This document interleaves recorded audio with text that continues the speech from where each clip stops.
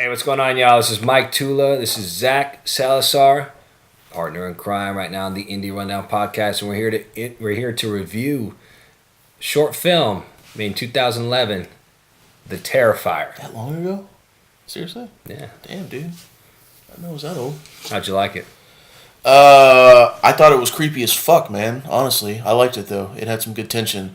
Acting was a little, but visuals, man. The clown was pretty cool. The tension was cool. Yeah, and if for those of you who may not know, I'm like the horror movie junkie. Zach is the, I guess the comic book movie junkie. Yeah. So you're kind of getting it from two different angles, two different perspectives. Yeah, two different worlds coming together. Right. I'm Mr. I don't like CGI. He doesn't dislike it as much, as much as I do. Just to give you a frame of reference, when we're reviewing these movies. But how I came about this movie, The Terrifier, I was just recently being like several months ago, a Facebook group called Killer Flicks. And I love this group channel. I'll provide a link in the description. It's a great group for horror fans because you get notification of all these movies you never would have even thought about looking up. They do a good job of sharing movies and prefacing it. And you have to take like a quiz to get into this group. Only hardcore fans. So I don't know if y'all are up to snuff to get in, but Terrifier.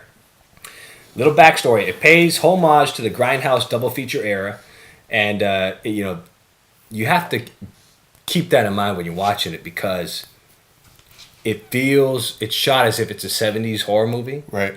but you clearly don't have '70s technology, meaning the cars they're clearly the 21st century cars, etc. So I saw like some comments when the protagonist pulls up to the gas station, waits for someone to come pump the gas. Yeah. And all that. And then they're also even just when they're, she's talking on the cell phone, like she pulls it out, you still get that 70s like pop out feature when it shows the battery level. Mm-hmm. So you have to take it with a grain of salt and see, take all that into consideration. You're watching a 70s style double feature short film that director Damien Leon, which props to him because he nailed it in that respect. It's technically sound. It feels like it. All the shots, the choppy, those choppy shots and the little pop zooms too. He did a great job. And what's most impressive about this film that he spawned in Art the Clown what seems to be a guy worthy of a franchise or of sequels, so to speak. Right. And I'm curious to see how it goes, where it goes from here. 2011, we're reviewing the short film. There is a feature film that is out. Yeah, I was about to ask you about that. Right. Yeah. There's a feature film that is out. Have not seen that yet, but we'll include a link in the description as well. So it was well received amongst horror fans. Some... it is a torture. The feature film essentially is almost like if you like Saw, you'll like it. It's very gory. But in terms of this film, Terrifier, the short film, it's in short, it's about a clown who, and he's like an entity. If it was rated X. That comparison. That is Terrifier. It feels like a short horror movie from those anthologies you read as a kid. Yep. So I enjoyed it. Especially, us being indie filmmakers. I applaud him for the shots that he got. I applaud him for, the movie that he was about to make. And again, like I said, Art the Clown. He's like a clown mime. You don't know what he's going to do. You don't know. You can tell he's off. And even when he's smiling or something like that, you can tell like in a second he can go off and he's very dangerous and he can kill you just like that. So it's just him being on screen creates tension.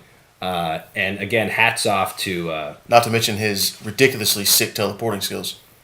Oh well, yeah, that's why he's an Yeah, entity, that was fun to watch. and that's the thing. He's an entity, and him being an entity, it's interesting to see how he dispatches his victims like Leatherface or Right. like a slasher. So it's kind of like a mix Right. of both.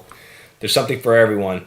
But again, Art the clown, he's creepy, he's volatile, he's deadly, but most importantly, he's memorable. And again, without saying too much, it plays out like an urban legend. Very reminiscent of those anthology books you read as a kid. I have to say that the director Leone successfully captured the nightmarish feel, and it was welcomely nostalgic in a morbid kind of way for me. Yeah, yeah, it was fun to watch. It was fun to watch. Yeah. Well, indie review. I'm gonna give it 4 out of 5. What about you? I'm gonna say 3 out of 5, only because I mean, if we can be blunt here, the acting kind of killed it for me, but everything else was pretty on par with grabbing my attention.